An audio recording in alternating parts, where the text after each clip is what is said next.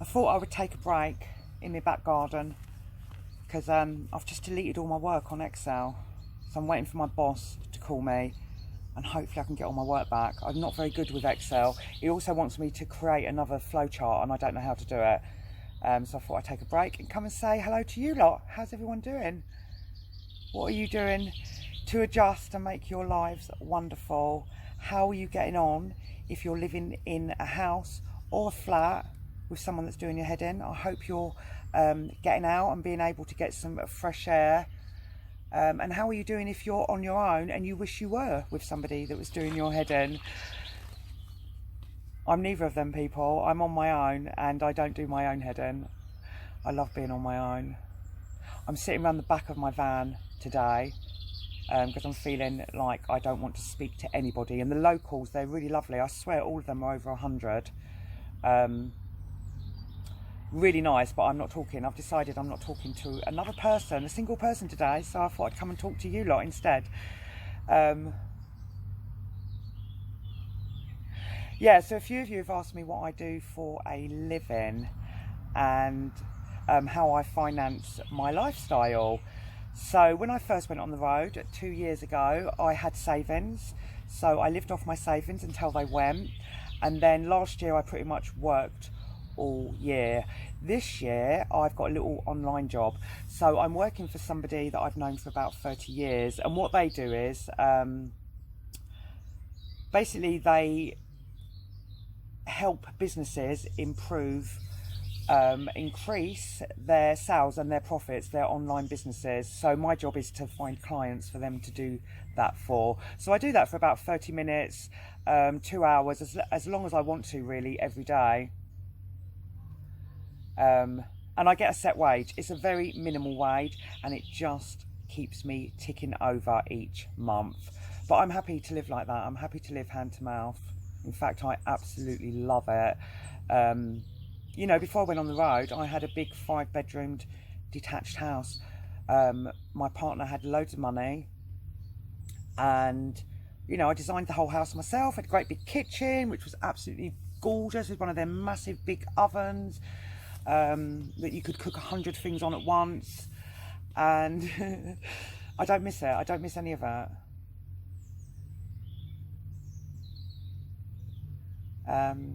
Yeah, so peaceful, so peaceful. I'm really good at having an empty mind and just not thinking at all.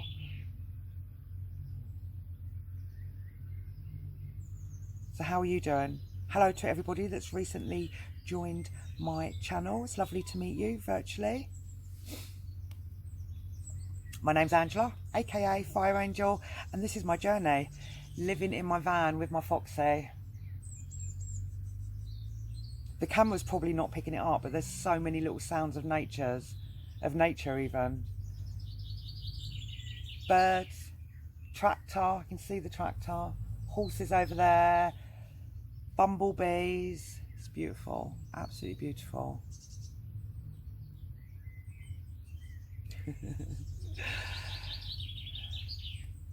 I'm not listening to the news. I'm totally creating my own little world at the moment. Well, not at the moment, always. There's 101 theories of what's going on. I believe they're all true, every single one of them. Where focus goes, energy flows. So whatever you research, you will find the truth to that. But it's the world drama. You know, 5G, I've researched that. It's definitely a thing. I've researched that back down to 1918 when radio crystal oscillators were first patented, still patented by the same company, I believe, an electrical company. And people were talking about it back then in 1918, and Rudolf Steiner said that it wasn't good for us, you know, what they transmit, radiation for want of a better word. And it's just, you know, a radio crystal oscillator is just a little gadget, bit of technology that used to be in radios, and now it's in radios, telephones, you know, our mobile phones and TVs. But we just have to raise our energy up. We have to keep a healthy immune system, and we can just adjust to all these different energies or rise above them, really. That's what I believe anyway, and I'm happy with my little belief faults. You know, vaccines, cashless society, control and manipulation of the masses. Well, it's always been about control and manipulation of the masses, hasn't it? It's no different now. You know, a virus, it's all true. Wherever you put your focus, you will find out the truth in that. There's always truth in everything. Or you can make up your own truth and live in your own reality. It's like, you know, like flat earthers. Once upon a time, the whole human race believed that the earth was flat. And now we believe it's round. But there's still a lot of flat earthers. Personally, I don't think I don't think it matters if it's flat or round. What difference does it make? We're living here on the planet, or in the planet, or it's an illusion, who knows? And it's how we make the most of our moments, of our lives. None of it matters, it's the world drama. And you really can create your perfect life. And this is my perfect life. It's a constant adjustment, you know, having to transmute negativity, people's fears, people's judgments, people's opinions, people's perceptions, or just do what I do and sit around my back of my van and ignore people for the day. You know, people like to play the blame game, don't they? It's really easy to blame our government, to blame somebody else, to blame 5G, to blame China, to blame the powers that be, the 1%, or is it the 5%? You know, we are all being played. Of course we are. Of course we're all being controlled, but we don't have to live in that energy. You can live in what energy you want to live in, to a point. Well, no, not even to a point. You just can. You just can. The law of attraction. Just use the law of attraction. It's no different today as it was yesterday or the day before. It's good to be in tune, you know, and live by instinct, because when you live by your instinct, you know when something bad is about to happen or when something good is about to happen, because you feel it. It's like the energy of it approaches you. So you're aware, you know. It's like I'm parked in a really good parking place. Really happy to be static here, really happy. I'm more scared of people than the virus, to be fair, although everyone I meet is lovely. But I have heard lots of stories about people not being so lovely. But do you know why a lot of that is? Why people, I'm probably jumping from subject to subject, you know me. Why a lot of people are acting out. When people go to like a spiritual retreat or an ashram or something, people act really badly, and it's because they're detoxing and all the negativity is coming out. And this is a massive change in the world. It's a massive adjustment for people. So all of a sudden, all the stuff that normally people repress and keep inside of them, and they distract from what they're feeling by shopping or by working or by whatever people do to distract from themselves. Can you hear that wood pigeon? People aren't being able to distract so much now, so all the negativity is coming out. So I think that's a big part of why people are acting out. The negativity's got to come out, hasn't it? I tend to bring out the good or the bad in people. I tend to be a real mirror for people, but then I think we probably all are. I'm just very aware of it. And sometimes when I'm a mirror for somebody that's got a lot of shit to deal with, I have to duck, because when they throw their shit at me, it ain't very nice. Yeah. Okay, totally jumped from one subject to another. Yeah, the blame game, blaming the government. So much easier, isn't it, to blame other people than to take responsibility for ourselves. You know, everyone's got a choice. I'm just watching a tractor, sorry, I forget that I'm doing a video. So anyway, I think I'll leave it there. I just wanted to come and say hi, let you know that I'm doing really well. I don't even need to go out for ages. I don't need to drive anywhere. I've got plenty of everything. There's no zombies here. There's no angry locals. It's just peace and quiet and nature. So I do hope those of you that aren't having as easy a time as me we'll be able to start creating an easier time, getting creative maybe, or thinking of different ways to earn money, because who knows how we're going to recover from this. Thinking of all my different friends. I've got different friends doing all different things. Not just key workers are working. I've got friends that are working that aren't key workers, but they like work at the airport maybe. So they need to go in to do things like, I spoke to a friend briefly on text the other day. She's still having to go to work to clean. So how do you feel if you are still having to go to work and you've not been laid off? And how do you feel if you have been laid off and you can't go to work? I mean, everybody's has got a different story to tell, haven't they? Everyone I've spoke to is in a different position. It's a massive adjustment for all of us. Maybe living in a van, it's not that big an adjustment. Used to being isolated, used to living with as little as possible. Yeah. So peaceful. Yeah, let me know how you're doing in the comments. I really am interested. Loads of love. Later. Just briefly, I'm just going to give you a little rundown of the adjustments I've made in life, really briefly. So I had a really traumatic childhood, but at the same time I had kind of an ideal childhood as well. I was born in London, brought up on a council estate, then moved to Stevenage, which was a massive council estate. We had a great big house, but it was council. My parents left home when I was 12, and me and my sister and my brothers carried on living in the house. My sister was younger than me, then my two slightly older brothers. Then jumping right forward to when I got pregnant with my first son, I was in a hostel, a single mother's hostel. I did that for 18 months. Then I lived in a council house for many years when I had my other son, my youngest. I worked on and off, pretty much did loads of different jobs. I've done cleaning, bar work, administration, secretarial work, receptionist. I've worked for the NHS several times. I've worked for probably almost every company there is. I've done insurance, I've done pensions, I've done pest control.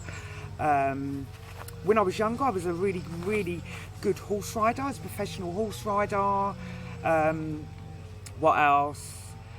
I've also owned a house. Well, it wasn't really, it was my partner's house. We bought it together, but he was the one that had most of the money. What else?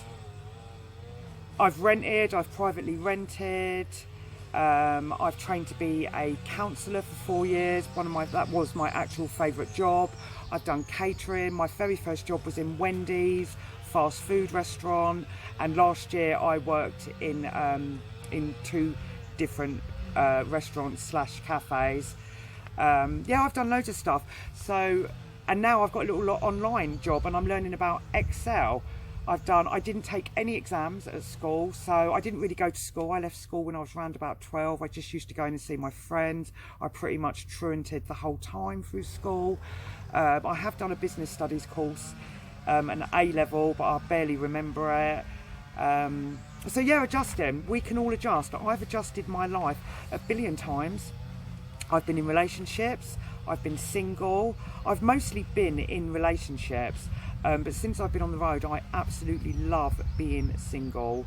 I'm really at peace. So I just wanted to share that with you, just to let you know that adjusting to different things, it's not always easy. Before I went on the road, I suffered, or I went through a really bad time, breakup, and depression, basically, really depressed. I have suffered with depression in my life several times. I've had ill health.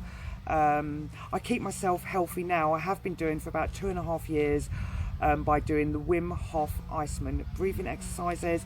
I don't eat meat, I rarely have dairy unless I have chocolate. I might have a pizza once or twice a year, and I do eat eggs, but apart from that I'm like vegan slash vegetarian. I've really upped my vitamin C. So breathing exercises, vitamin C, and eating as basically as possible really. We don't need to eat as much as what we eat. I do squats. I don't do as much exercise as what I should do. But just adjusting, it is actually easy to adjust, but it never feels easy at the start of adjusting. But this is a massive adjustment. Not so much, I appreciate it's not so much of an adjustment for me, and it's much more of an adjustment if you're living in a house. It really can't be easy being on lockdown at the moment in a house, so let's hope that it does pass quickly for all of you. But it's like I said to my youngest son the other day, I said use this time to get fit, maybe learn something new and get creative. You know, but I'm not going to tell people what to do. All I can show you is what I do. And I have to say it hasn't really changed apart from being static, and I can't wait to get on the road again. I will need to find another way or an extra way to earn money. Apart from being static, it's not really been an adjustment for me. I'm still living the same as I was before all this happened. Yeah, so I just thought I'd share that with all of you. Thanks for watching. If you like my videos, do please give me the thumbs up or the thumbs down. If you'd like to see more of my videos, do please subscribe to my channel. I think there's a notifications button that you can hit as well. It all helps me. Thank you all for your support, for being a part of my journey, and for letting me be a part of your journey. Love you all, and I'll see you all next time. Laters. I'm still here, so I'm still waiting for my boss to call. I thought I'd come and give you a little bit more information on me, because I know that some of you are actually interested in me as a person, and I'm happy to share bits and pieces of myself. So I thought I would tell you a little bit more about me. So I was born in London, and I've always been a runaway, basically. My mum said the first time I ran away was when I was 3 years old. And she said she eventually found me. I'd been handed in at a police station. And she said that I'd crossed great big main roads and fields and stuff. And I was gone for hours. And apparently the first thing I said to her was, "Why did you take so long to find me?" And then we moved to Stevenage. And I used to climb out of, I was 9 years old when I first started doing it. I used to climb out of my bedroom window in the middle of the night. I'd put a big teddy bear in my bed so it looked like I was still in bed, onto my balcony, and I would go walking on little adventures every night, and I'd be out of the house for hours. I'd walk across fields, I would walk through towns, and I just loved it. I loved walking, I loved being out. And then I would come back and nobody noticed that I'd even been gone because the family were asleep. One day my dad realised what I was doing, and he put bolts on the windows so I couldn't do it anymore. I couldn't climb out my bedroom window. However, I then started walking down the stairs and going out the front door, and I remember coming back and my dad would be asleep on the sofa waiting for me to come back. I think my dad was a traveller, but he never travelled. So it's always been in my blood, being on the move. When I lived in a house, I used to get quite depressed living in a house. Very depressed, in fact. Really would spiral down. And the only time I would feel really good was when I'd go out, get in my car, put my tunes on and go for a drive. So this lifestyle really, really suits me. This is as close as I can get to living outdoors, being on the move without actually being homeless, you know. So I've got my little luxuries, I've got my oven, I've got what I call my ensuite, but it's really just a bucket. I've got running water from my solar panel, and you know, I've got lights from my solar panel, I've got a split charge, I've got a leisure battery, and this lifestyle really, really suits me. Okay, I'm static at the moment because of circumstances that are going on, and I am actually, oh, there's a beautiful horse over there laying down. I can't move my camera because it doesn't do the flip thing that I'd be able to show you, and I'm not going to stop. You know, and I've got my log burner. So this lifestyle suits me. I will never live in a house again. I absolutely know that. I'm not saying there's anything wrong with living in a house. It's what works for you. It's what makes you happy. This makes me happy. I've always been a runaway, and now I don't have to run away anymore because I am away already. I've found my destination, and it's my van. Yeah. So anyway, I just thought I would share that little bit of information. I do really appreciate all of you. You know, I see you all as friends, to be fair. Some of you I just know by name, by your username on YouTube. Quite a few of you I've actually met now, so you're friends in real life. I've met loads of YouTubers, and it's an amazing community, really is an incredible community.